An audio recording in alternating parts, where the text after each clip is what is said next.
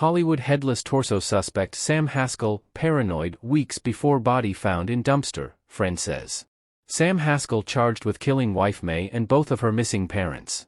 Exclusive, Sam Haskell 4, the Hollywood heir accused of killing his wife and her parents before disposing of garbage bags full of human remains, was behaving erratically and paranoid at a Los Angeles diner with his kids weeks before police found a headless torso in a dumpster that they believe belongs to his missing wife, May Haskell, according to a childhood friend.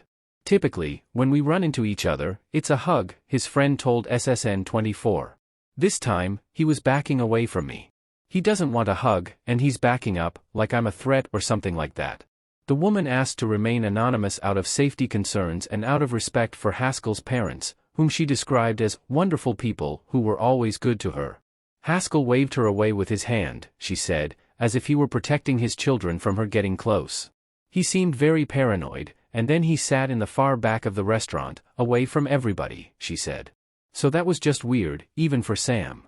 The way Haskell acts in a series of TikTok videos is exactly the way he acts in real life, she added, describing him as attractive, intelligent, and extremely socially awkward. If you just look at any of his TikTok videos, or if you heard him at all open his mouth and just say, "Hi," you can tell he's weird, she said. But that's fine because, well, it didn't end up being fine, but at the time, prior to this, being weird didn't mean that you couldn't be nice and kind. She said they were neighbors for around 10 years after meeting at 13 and later, as adults, bought houses on the same street again.